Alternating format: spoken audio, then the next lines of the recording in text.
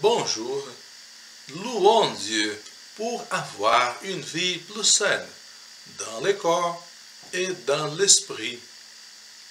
La souveraineté de Dieu est révélée par la puissance de son amour. Là où l'humain démontre sa force par la guerre, Dieu préfère la paix.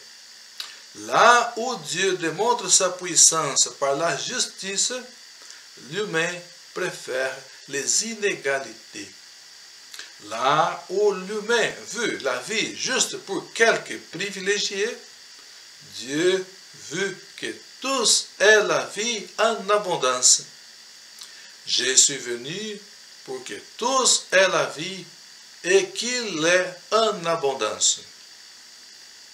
Dieu est maître et souverain de l'univers et il ne cesse d'inviter les humains à faire partie de son peuple.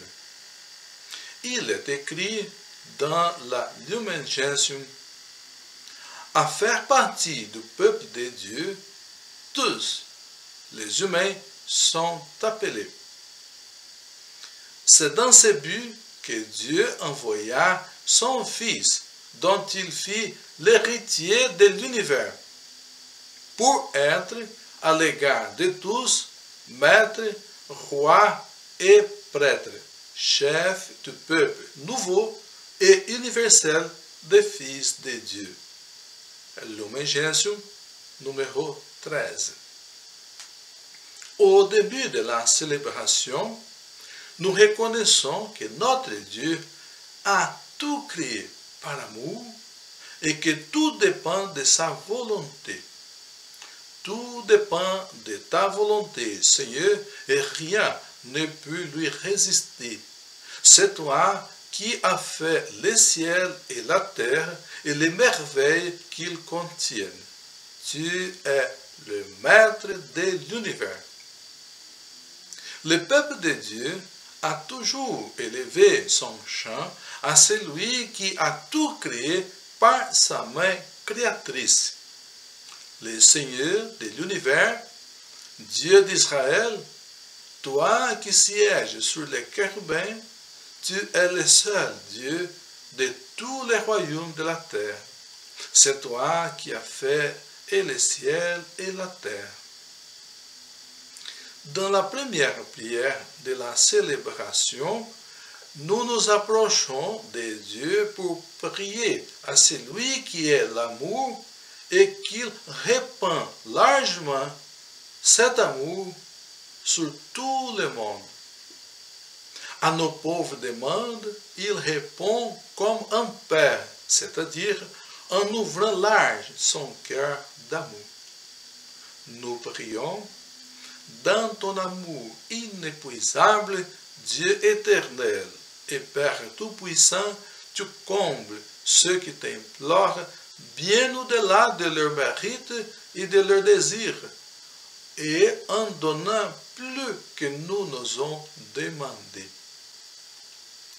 Il est écrit dans une lettre de Paul: Dieu a le pouvoir de vous combler de toutes sortes de grâces, pour que, disposant toujours et en tout du nécessaire, vous ayez encore du superflu pour toute œuvre bonne. Dieu, comme Père, ne serait jamais capable de tout simplement combler nos pauvres besoins. À notre tour, il attend un comportement généreux envers nos semblables. Ne refuse pas de faire du bien à qui en a besoin quand tu peux le faire. Dans la lecture de la messe, nous voyons les sages qui rendent grâce à Dieu pour avoir été présents dans les moments importants de sa vie. Il a toujours recherché la sagesse jusqu'à la fin de ses jours. Nous lisons: je rendrai gloire à celui qui m'a donné la sagesse. Il a observé qu'il progressait dans sa recherche de la sagesse au fur et à mesure qu'il observait les commandements. Il y a une sagesse à découvrir dans les lois que Dieu offre à son peuple, qui n'est pas au-dessus de ses forces.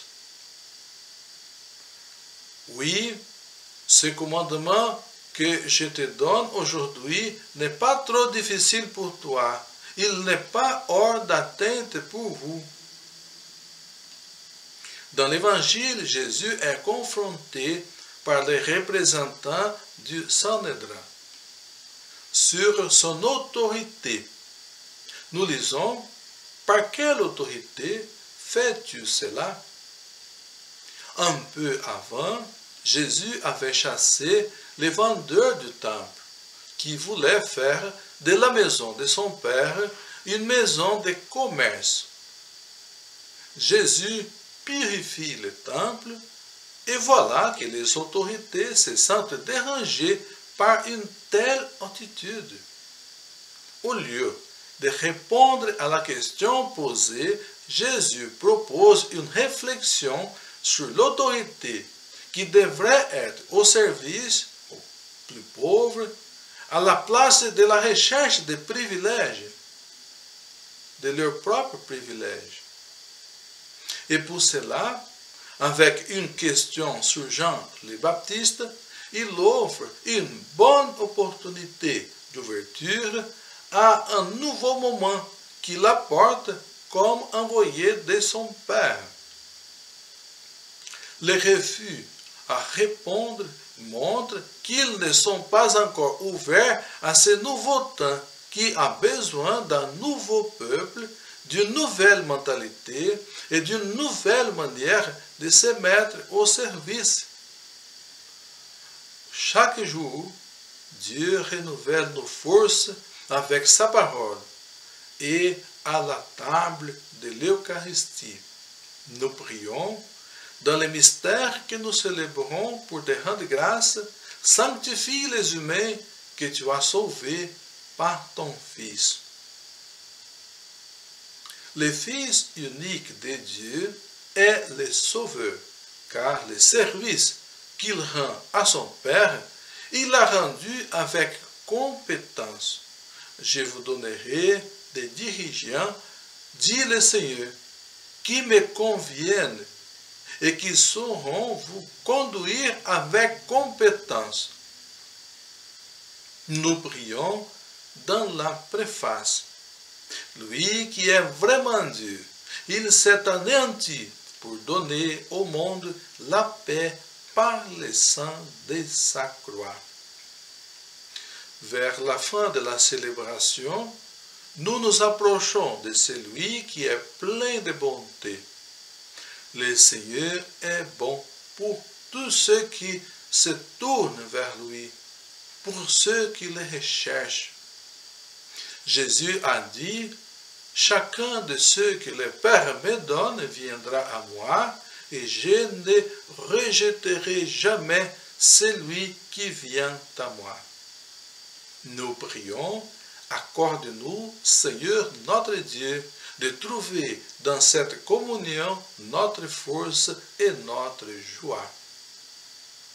Même que nous ne sommes pas dignes, le désir de Dieu est de nous rendre visite dans l'amitié. Je me tiens à la porte et je frappe. Si quelqu'un entend ma voix et ouvre la porte, j'entrerai chez lui. Je prendrai un repas avec lui et lui avec moi. Rendons grâce au Seigneur, car l'amour qu'il a pour nous ne changera jamais.